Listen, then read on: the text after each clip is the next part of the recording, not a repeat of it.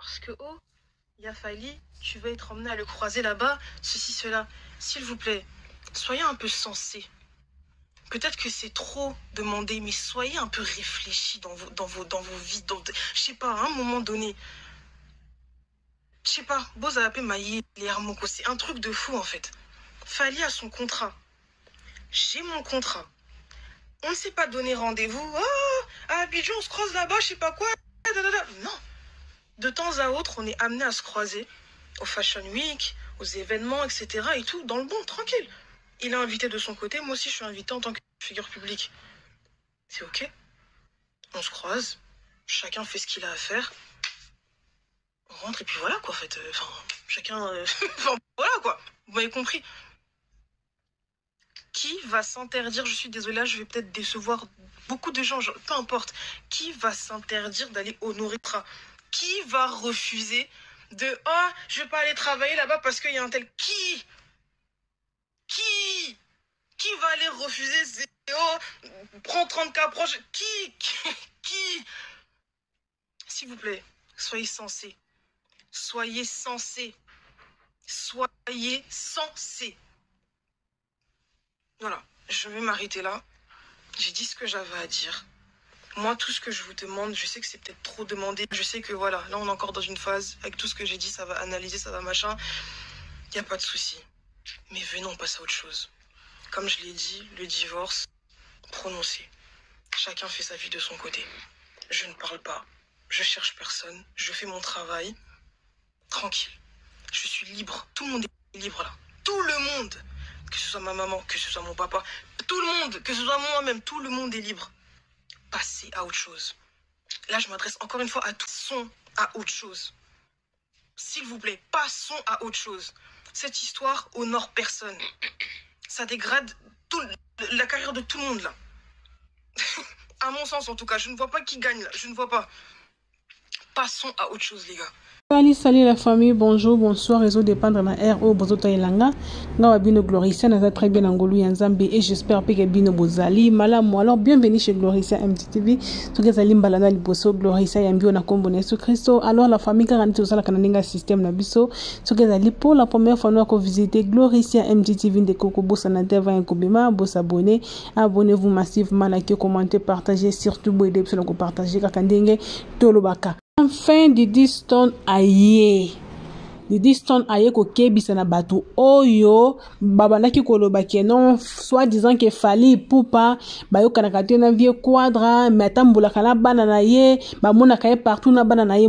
Didi Stone aye na ba vérité nyonso nga vraiment esepeli singa sorti médiatique Didi Stone nga esepeli singa po esali ke mutu na mutu azwa réponse na ba question na bango mutu na mutu azwa oya ye par batu oyo basalaki be émission basalaki ba analyse na bango na kombo ya fali ke non fali atambula kana Didi Stone et Didi Stone aza mwana ya inemi na ye bloko moko bongo nga na salaki analyse moko bande kunanga na lobaki yango na yebisaki na batu ke non Didi Stone na fali bakutanaka na cadre ya musala.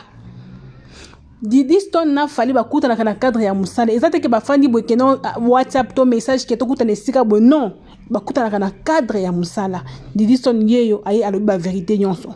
Alors ba jaloux boyoki to boyoki te. Awa pe Didi Stone alobi pona maman na ye ya sotaka.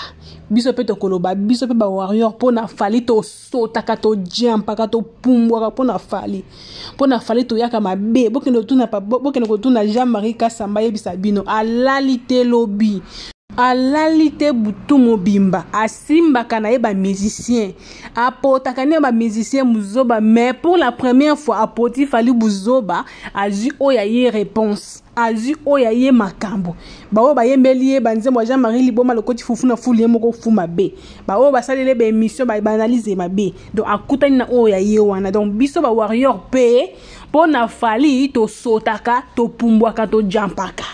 Alors bino bat besoin ko luka fali besoin ko leksa fali musapi bo se préparer avant un koya potang warrior akoya ayara toujours mabe warrior tant koya mabe ko taka toujours. Alors Didi Stone a sali vidéo na ye aye ko kata likambo abimisi ba vérité pas paroles yo muto osala ki be émission ba analyse no buzoba o ezanga mutu na makolo wana que soit disant fallait ya ko pesa mbonga libala pona Didi Stone ya ko zo message na yo ya kozwa message na yo po boza batu mo boza mikolo bosala ba analyse mo ya buzoba ozi mwana kolokola Didi Stone o chaye na place ya mutu lokola Fally Ipupa yo moni Fally lokola le vieux quadre walinga bana mikie ke ya ko pesa mbongo libala ozwa Didi bozi ba réponse na bino pas parole bozi ba réponse na bino bino tout bato enquête wana ba Sandra Kazadi bozi ba réponse na bino Mama Rifa na Londres Magali lo mama Congo bozui ba réponse na bino et pas ya Didi Stone à propos ya Fally Ipupa bofana ki liboso ba caméra na bino bofongoli ba miss wana minene boye bozo ganga pe Fally Ipupa tika mwana ya bato atika mwana bato akangaki Didi na makasi a força ki ye na yebisa ki bino ke bakuta na cadre ya musala Fally aza légende Fally aza méga star aza star international dans le makambo oya minene oyo yosala na mokili Fally kozalaka toujours wana alors Didi pe akozalaka toujours wana bakokuta na kaka donc ata boboyi ata vie asali AVC agangi asiliki ndenge nini bakokuta na kaka mwana na ye moko abimisi mayele te liboso bato mwana na ye moko alobi bozala pe mayele mwana na ye moko aye ko corriger papa na ye alors tant que papa fandaki une émission alobi ke non mwana muto solaka na yete ya muto oyo yina ya muto oyo kutolinga koboma mozo tambola na ye bozui ba réponse na bino ezala yo moko le vieux quadre ozui réponse na yo mwana na yo moko ayo ko corriger yo mwana na yo moko ayo zongiso na nzela mwana na yo moko ayo ko kebiso na kombo ya Fally Ipupa botika kombo ya Fally botika kombo ya Fally na Didi baza grand frère na petite sœur oyo yo lakisa ki bango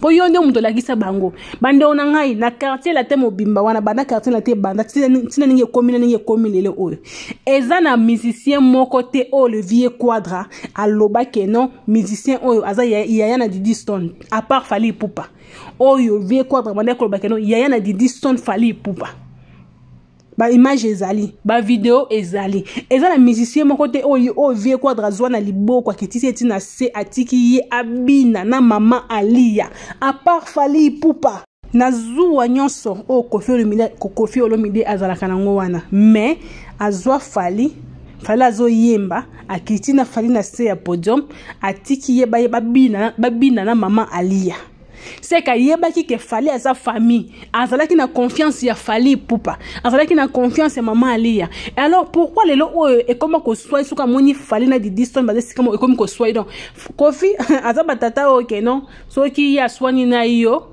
soki yo na eboso la te même bana na ye ko solisa bango te même bana na ye ba solisa rapé yote siko tango azomona Fally Didi Stone mopanzi bosala ba photo yezo soye alors que so botali pe bien bande onanga Didi Stone na Fally baza ba ennemi te baza ya na leki oye bandi ya lelo te ya kala donc na ebite vie mutema pati zo utele rent wapi azo nyonga pona nini net émission na ye oyo to sala mikolo na scène deni oyo il fallait qu'il ba pekisa il fallait pas émission oyo esalema il fallait pas vie à sala émission oyo ya sala kyo po yango niza cause ya makamudu oyo yenda fongoli ba porte d'entrée mususu yende mutasali ke ba finga Fally ba finga mama Alia ba finga Didi Stone ye en plus likona ngo lisusu ye azo futa batu mbongo po ba finga ka Fally ba finga ka mama Alia ba finga ka Didi Stone ye mto afuta batu mbongo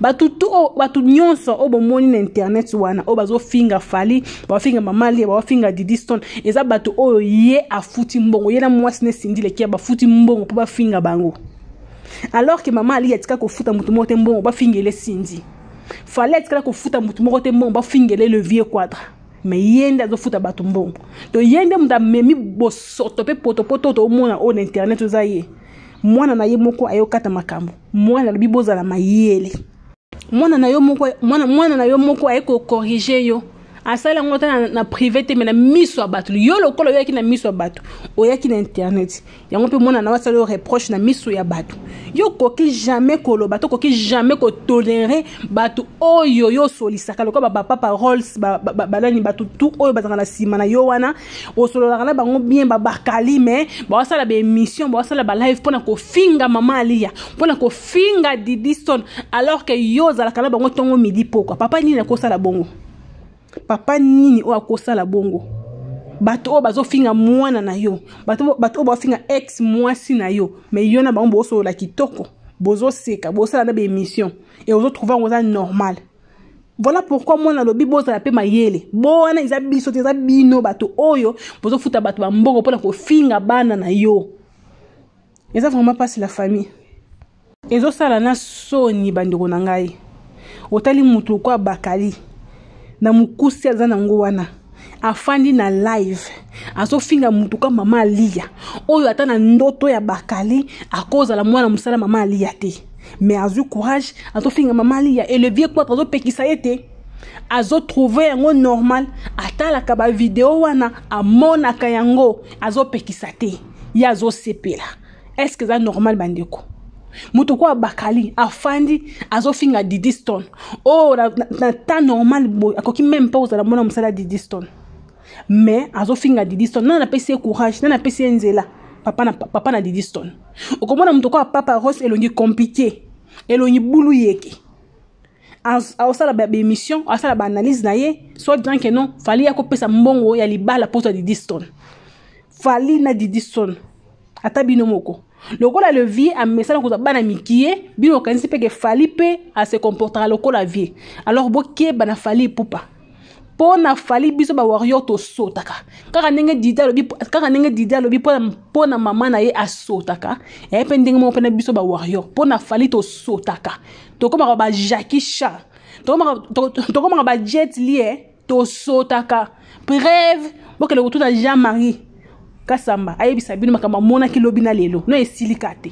ce n'est que le débit alors bino bato boluka makambo na fali bosa la ke fort ya ko se préparer avant ya ko yakuluka makambo na fali pupa po ba retour na ngo ba retomber na ngo ezala toujours mabe boko ko supporter ngote alors bando dans l'autre peut-être na loba mingi te na article la bino ba live ya Didi Stone bota la yango et loko mususu o ekamusinga bandeko Didi Stone aye Toka musanga izake non Didi Stone asali vidéo je m'excuse pour na koloba la batu que non c'est le fait botika alingi susu makambo te sko na moni batu mususu ba osilika na moni mama mongo boya mukolo boy asali live na ayeko finga li susu Didi Stone mais c'est quoi ça mama mukolo ozana bana na ndaku na yo mais ozu courage ofandi liboso caméra na yo ozo finga mwana ya mnyinga o aza mwana na yo te courage ngo utina no wapi courage yango euti wapi koto kuna pe to moni grâce mbizi pe asepeli tenenge Didi Stone ayeko boma moto seno bango pona bango il fallait ki moto wane pela kaka ba finga ga mama Alia ba finga na fali bo bazo sangisa bango nto sika moko alors on loba mingi te na kotikala bino ba vidéo na bango boyo kabino mo botala bino moko makambo o ezoleka alors to mona nya la prochaine soki so masi azongi na noter restez branchés tina suka la vidéo bye bye. La femme que vous torpillez, que vous lapidez matin, midi, soir, c'est elle qui a demandé le divorce. Elle a obtenu le divorce. Le divorce a été prononcé. La séparation a déjà été consommée des deux côtés. Elle ne cherche pas non plus à revenir dans le mariage en question. Juste preuve du contraire, vous ne l'avez jamais vue ouvrir sa bouche. Elle n'a jamais cherché à parler. Elle n'a jamais cherché à répondre, peu importe la gravité des insultes ou ce qui se dit sur elle. Elle n'a jamais cherché même à vous répondre. Elle ne cherche pas à être star. Elle ne cherche pas à s'exposer. Je le dis tout le temps, je dis, mais moi, si aujourd'hui, là, et vous le savez très bien, si aujourd'hui, parce que moi, ça me fait plaisir, ma maman, c'est comme ma copine. On est très, très complices, depuis toujours d'ailleurs. Si aujourd'hui, j'arrête de la snapper, je mets pas ses photos, vous allez la voir où? Vous allez la voir où? Moi, je sais pas. Elle ne parle pas. Vous allez la voir où? Moi, je sais pas. Elle ne parle pas avec vous. Tous les jours, vous êtes là. Lia, mais elle ne cherche même pas à revenir. Elle ne parle pas avec vous. Ce sont des faux débats. À mon sens, en tout cas, ma parole n'est pas la parole du Christ, ce n'est que mon opinion. Mais ce sont des faux débats. Un mariage qui n'existe déjà plus. Pourquoi vous insultez, vous cherchez à appeler, ah, va dire, pourquoi faire? Puisqu'elle a terminé depuis longtemps. Je sais pas, hein. Bref, je passe à mon cas. Depuis début 2023, vous êtes là à brailler sans cesse dans vos lives. Didi Stone, tu es impoli. Didi Stone, ceci, cela. Didi Stone, tu es maudite. Didi Stone, va te marier. Laisse la vie de ton père. Ton père... Didi Stone, aux autres tout là. Didi Stone, boy. Didi Stone, Didi Stone, Didi Stone. Jusqu'à aller dire, je n'ai pas fait d'études. Oh, les amis, vous pensez faire mal à qui? Vous n'avez pas encore compris la mentale de la personne qui est en face de vous. Vous n'avez pas encore compris. Je sais pas. Je suis juste en train de pointer du doigt que on se répète sans cesse, encore et encore et encore et encore les mêmes histoires, et encore et encore et encore les mêmes histoires. Que tu parles, que tu ne parles pas, toujours les mêmes histoires. Histoire. Toujours la même chose. Oh, laisse ton papa faire sa vie, laisse ton papa ceci, va te marier, etc. Qui a empêché papa de faire sa vie? Je répète, je repose ma question. Qui a empêché papa de faire sa vie? Vous m'avez déjà vu prendre mon téléphone ici pour dire que papa et toute la vie que tu mènes aujourd'hui, je sais pas ce que vous avez en tête, je sais pas. Vous m'avez déjà vu faire ça? Jamais de la vie. J'ai eu à parler à un certain moment par rapport à un contexte très précis. Beaucoup d'entre vous, ma chérie, Priska, ma belle, je suis libre d'écouter qui je veux. Je suis libre d'aller au concert de qui je veux. Je suis libre d'aller où je veux. Je suis libre. Je répète, peut-être que tu ne sais pas ce que ça signifie, ok? Je suis libre. Je ne suis plus une enfant. Je n'ai plus 3 ans. Je n'ai plus 10 ans. Je n'ai plus 15 ans. Je suis une jeune femme. Je reste jeune, certes, mais je crois qu'à 26 ans, voilà, je n'ai plus un bébé. À 26 ans, on se marie, on fait des enfants, on a son chez-soi, il y en a qui sont chefs d'entreprise, il y en a qui... Bref, je ne suis plus une enfant. Je fais ce que je veux. Ce que je veux. Et pour ta gouverne, je vais t'aiguiller un tout petit peu, ma belle. Internet est gratuit, hein. C'est pour tout le monde. Va sur Internet, là, va sur Google, va sur YouTube. Tu tapes du 10e anniversaire. Regarde avec qui je dansais à cette époque et regarde sur quoi on dansait. Comme ça va, tu vois, ça va donner des petites pistes, ça va t'aider un peu. Tu peux même fouiller encore dans les archives et tout. Il n'y a rien qui se perd sur Internet. Quand j'avais 16 ans, 15 ans, 17 ans, tout ça, j'étais encore au lycée. J'écoutais quoi? J'écoutais qui? Je faisais des playbacks sur qui? Sur quoi? Reviens me voir après ça. Merci. Terreur, cet amalgame de dire que elle n'a pas digéré la séparation de ses parents, c'est une enfant traumatisée, si cela, etc. Elle ne supporte pas son papa de voir qui fait... Non, c'est pas ça l'histoire, les gars. C'est pas ça l'histoire. Si j'ai été amenée à parler en début 2023, là, on est en 2025, c'est parce que ma maman se faisait harceler de part et d'autre, que ce soit par les inconnus, que ce soit par les membres de ma propre famille. Vous étiez tous spectateurs. De voir ce qui est en train de se passer et personne ne réagissait. Simple.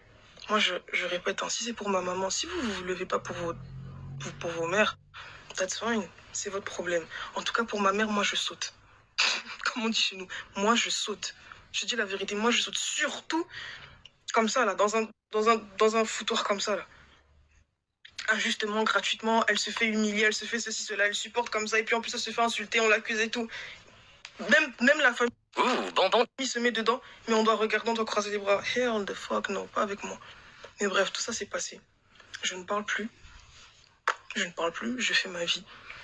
Je ne cherche plus de problème. De toute façon, je n'ai jamais cherché de problème. Moi, j'ai toujours dit, je ne pose pas les actes. Je réagis. Enfin, je réagissais. Là, pour le coup, je parle au passé. Je réagissais. Mais vous ne voulez pas lâcher l'affaire. Jusqu'à présent, vous ne pouvez pas lâcher l'affaire. Maintenant, vous venez, vous créez encore une énième bouillabaisse. Didi Stone, c'est une mauvaise fille et tout. Elle est là, elle traîne et tout avec les ennemis de son papa. Les amis, qu'est-ce que vous racontez? Des fois, vous dites des choses, je me dis, mais de quoi parlez-vous? De quoi parlez-vous? Qui traîne? Je suis même dépassée. Qui? Je veux vous poser une question, en fait. Donc moi, hein, que je comprenne bien votre état d'esprit. Donc moi, Didi Stone, je dois m'empêcher d'aller faire mon travail, d'aller honorer mes contrats, d'aller gagner mon pain pour vos inepties, pour vos bêtises. Non. Les amis, parfois, j'ai vraiment l'impression que vous oubliez que je ne suis plus une enfant, déjà, pour commencer. Et secondo, que je suis plus proche de la trentaine que je ne l'étais de la vingtaine. Aujourd'hui, là, je suis une jeune femme totalement indépendante, financièrement indépendante. Il n'y a personne aujourd'hui qui peut se lever et dire que « Ah, moi j'habite Stone, moi j'ai donné à 10... » Non, personne. Tous les vêtements que vous voyez que je porte là, tout, du sac à la chaussure, de l'accessoire, à tout, c'est moi. On ne me donne pas 1 euro. Et je suis OK avec ça, je m'en fous, c'est pas le sujet. Tout ça pour vous dire que j'ai des factures à payer, j'ai des impôts à payer, l'URSSAF, TVA, etc. Je paye. Les factures, je paye tout. Je paye tout. Vraiment, faites des enregistrements. Je paye tout. Donc moi, il faut que je m'interdise d'aller gagner mon pain, comme on dit. Pain, comme on dit. Parce que, oh, il a fallu, tu vas être emmené à le croiser là-bas, ceci, cela. S'il vous plaît, soyez un peu sensés. Peut-être que c'est trop demandé, mais soyez un peu réfléchis dans vos vies. Je sais pas, à un moment donné. Je sais pas, Bozapé Maïe, les Hermoko, c'est un truc de fou en fait. Fali a son contrat. J'ai mon contrat. On ne s'est pas donné rendez-vous. Ah, à Abidjan, on se croise là-bas. Chez Abidjan, on se croise. Non. De temps à autre, on est amené à se croiser au Fashion Week, aux événements, etc. et tout, dans le bon, tranquille. Il est invité de son côté. Moi aussi, je suis invité en tant que figure publique. C'est OK. On se croise. Chacun fait ce qu'il a à faire. On rentre et puis voilà quoi en fait. Enfin, chacun... voilà quoi. Vous m'avez compris. Qui va s'interdire, je suis désolée, là, je vais peut-être décevoir beaucoup de gens, peu importe. Qui va s'interdire d'aller honorer ses contrats? Qui va refuser de « Ah, je vais pas aller travailler là-bas parce qu'il y a parce que non côté la mamalia, non côté la Didi Stone. Babinga ba oswangate. Na lamba na lia, no lia mbongo na bangote. Sinda lobi pas moi. Pas moi, pas elle, pas elle, pas moi, pas elle. Pas moi, pas elle. Sinda lobi pas moi, pas elle, pas moi. Sinda lobi. Parce que niveau non kende na ye likolo, Sinda kokite. Nga Sinda bloka nga. Pona mama lia na Didi Stone, Sinda bloka nga na TikTok. Muna ate na pa bloka nga. Pona nini a bloka nga pona mama lia na Didi Stone, Sinda bloka nga. Donc nga na olan na lati charge. Ya mama lia na Didi Stone. Didi Stone aye 5 minutes. Te Didi Stone. Didi Stone. Didi Stone. Didi Stone. Tika Baché. Didi Stone. Tika Baché. Kibokolo News. Yebisa Didi Stone, hein? A Tika Baché. Guerre ici, la Didi Stone, je suis désolée. Guerre ici, la T. Yo lobby, wesh ma gueule. Guerre ici, la T. Guerre ici, la T, Didi Stone. Motoko yo kayote. Parce que Didi Stone,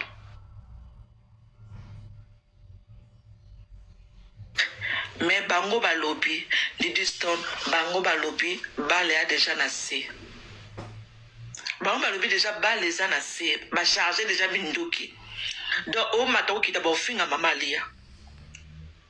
Mais yo déjà, oye, oyo kolembisa biso Didi Stone video oyo sali ezali yo moko déjà Didi Stone ngana lobelo lingala Didi Stone yo moko tango osa video wana eza pour motiver biso to lembisa biso pour olalisa biso pour to sa nini video tango yo moko tango sali video wana Didi Stone eza pour motiver biso to finga so sindi bien to eza pour olembisa biso to bwakisa to yo moko Didi Stone loba na biso video wana tango sali yango video wana tango yo moko ozo sala ozo loba bato ba okotela yo Didi Stone osungi te tu nous as pas sunga Didi Stone biso na ba Chantal Bola tu nous as pas sunga osungi te Didi Stone osungi te yo pe futa biso alors po biso bato ba raté ba contrat et pas ya Kofi eza na bato ba raté contrat yo kasi Didi Stone futa biso po sindi azo futa bato biso to défendre bino fele Didi Stone tu peux pas venir comme ça tu raté ba mbongo tu raté ba contrat tu zo défendre bino fele mais sindi au futa bato ba mama Kongo balie Didi Stone ba mama Kongo bazo lia ba Magali lo mama balie ti ba boki bango même et pas Kofi balie likona bongo ba boki bango et ça ba motivation ba boki bango balie biso to liata to raté mbongo to zo liate oye lisusu na video moko Didi Stone atayo moko osungi tu nous as pas sunga Didi Stone tu nous as pas sunga tu nous as pas sunga tozo côté la bino au fele parce que tozo défendre Didi Stone réseaux sociaux fonctionnent à poété soit que kaka umonike omondenge mama Kongo nenga okende na mama Lia soit que batuka ba ofinga ka Didi Stone bakosi yo soit que batu ba ofinga ka mama Lia et que batu bazo contrecarrer et ça la bienté et ça la boitou et ça la tengwe je sais pas si oyebi tengwe en français balobanini ça fait le boiter boîte ça fait comme ça boiter boiteau tengwe donc ba mama Kongo bazo attaquer mama Lia maintenant mama Lia azana batu ba attaquer te bazo défendre te donc et comme tengwe boiteux comme ça na ebite na tika téléphone à la so boité réseaux sociaux tambola na boité te il faut battre bazala wana ba sécurité ba okanga wana arbitre voilà pour ba mama au moins quand yo lobby français ba mama Kongo pe ba bata ba français ba mama Kongo baza bata mayele tant ba okende ba vendre sa analyse maintenant bino na côté na bino bolembi sibiso. Maintenant, l'Internet comme tangwe pédale. Je pense que tu oses y battre dans le bas pédale.